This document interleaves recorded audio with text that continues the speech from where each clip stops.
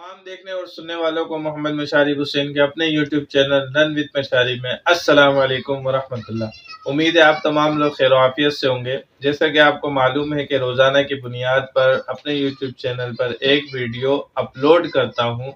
جس میں حدیث مبارکہ اور اس کا مفہوم اور چھوٹی سی تشریح ساتھ پیش کرتا ہوں۔ آج کی ویڈیو میں حدیث مبارکہ کا جو عنوان ہے وہ یہ ہے کہ حوض کوثر کی فضیلت، حوض کوثر کی حقیقت، حوض کوثر کی صفت۔ روایت وعن انس رضی اللہ تعالی عنہ قال رسول اللہ صلی اللہ علیہ وسلم انا اسیر فی الجنہ اذا انا بنہر حافتاہ قباب الدر المجوف حافتاہ قباب الدر المجوف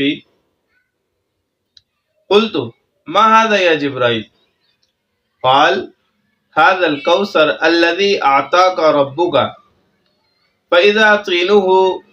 مسك اظفر رواہ البخاری۔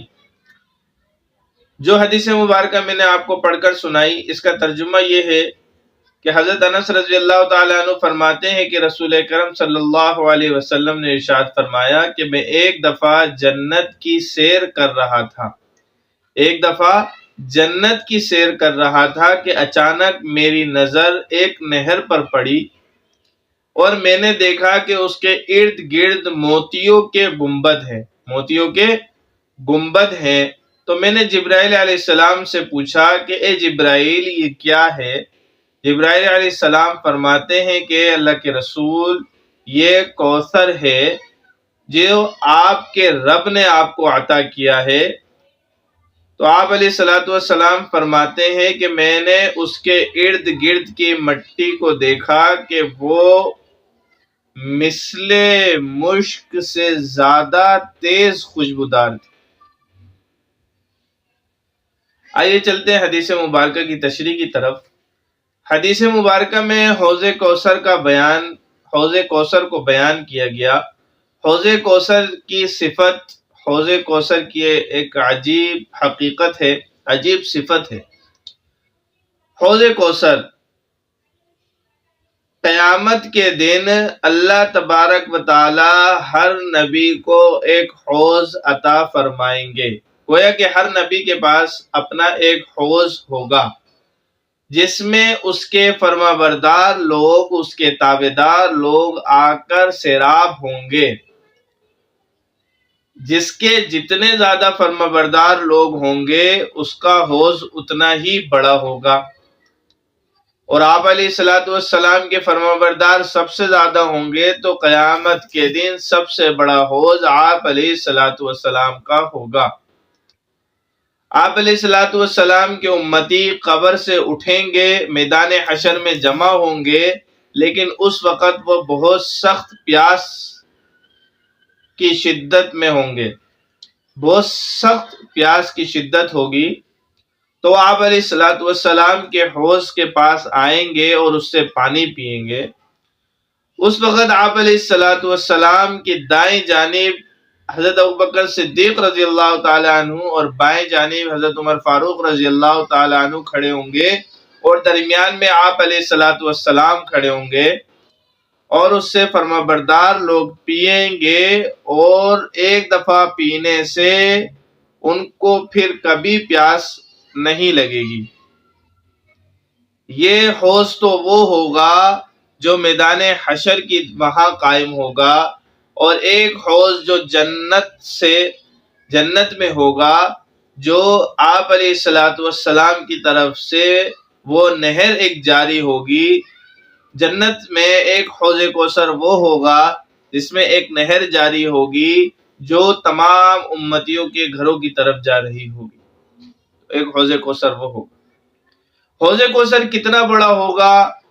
ایک روایت میں آپ علیہ الصلوۃ والسلام نے فرمایا کہ ایک ماہ کی طویل مسافت کے بقدر،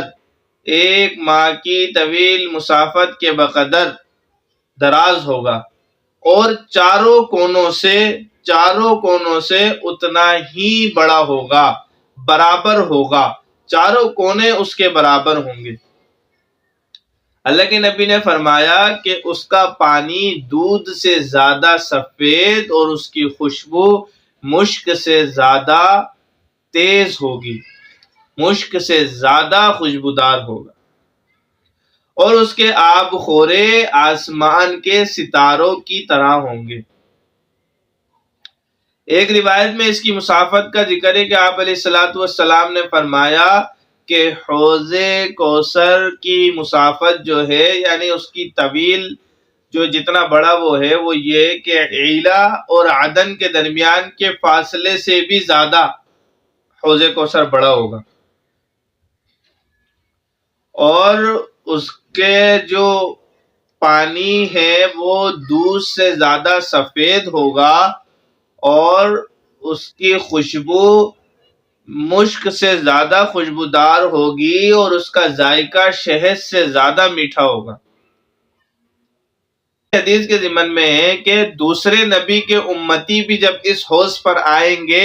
تو آپ علیہ الصلوۃ والسلام ان کو بھگانے کے لیے کھڑے ہوں گے، اور ان کو بھگائیں گے ایسے جیسے کسی کے تالاب میں کوئی کسی دوسرے کا اونٹ آ جائے تو وہ اس کو جتنی تیزی سے اور جیسی طرح سے اس کو بھگاتا ہے، آپ علیہ الصلوۃ والسلام دیگر انبیاء کے امتیوں کو اسی طرح بھگائیں گے۔ اللہ اکبر کبیرہ، کیا شان ہے میرے نبی اکرم صلی اللہ علیہ وسلم کی کہ دنیا میں بھی اپنی امت کی فکر کی، آخرت میں بھی اپنی امت کی فکر اور احساس اور اپنی امت سے محبت ہے۔ صحابہ نے سوال کیا، یا رسول اللہ آپ ہمیں اس وقت کیسے پہچان لیں گے؟ آپ علیہ الصلوۃ والسلام نے ارشاد فرمایا،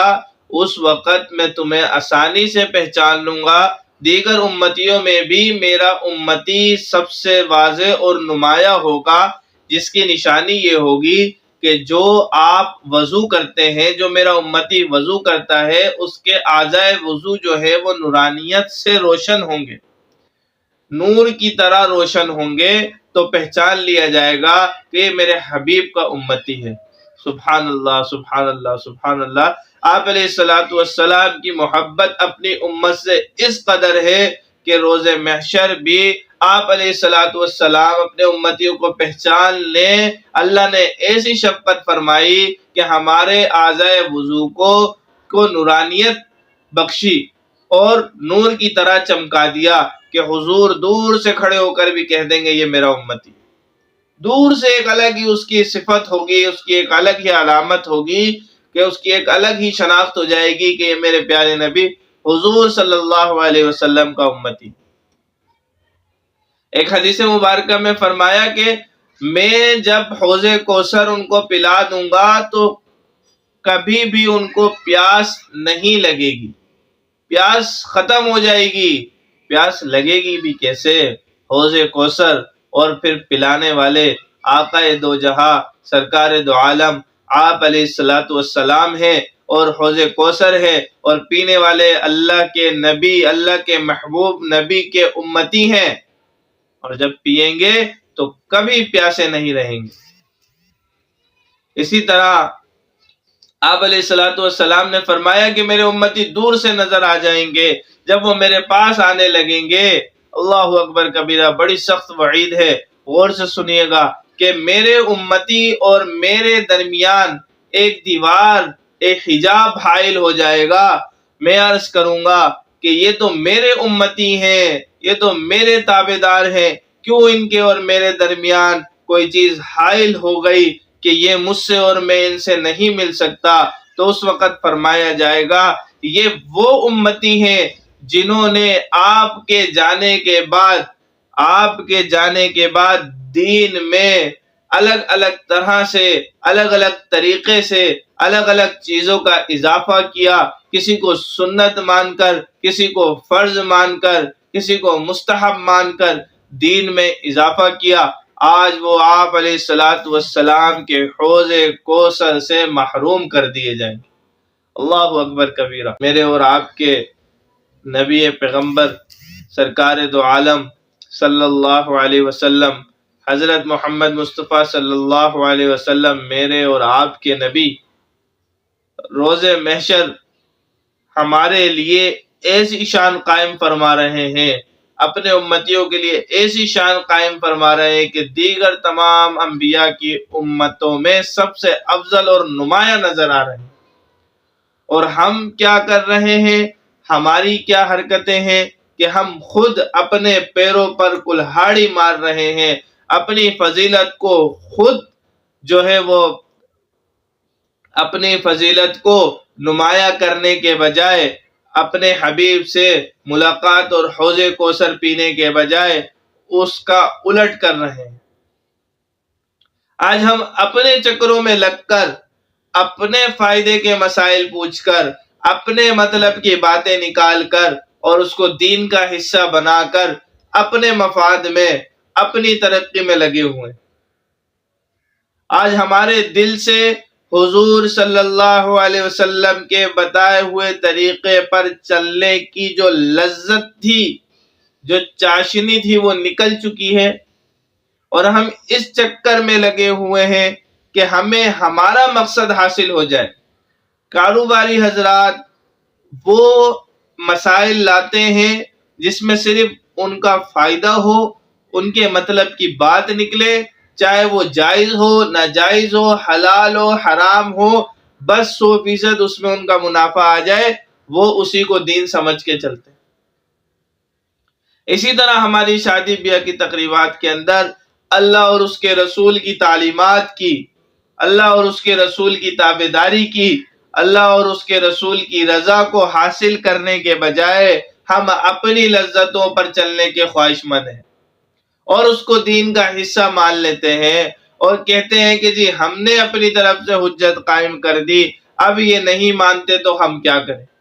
ایسے ایسے لوگ میں نے دیکھے جو اثر و رسوخ بھی رکھتے ہیں اپنی فیملی پر، پھر بھی اللہ اور اس کے رسول کی نافرمانیاں اور اس کی ناراضگی کو موڑ لینا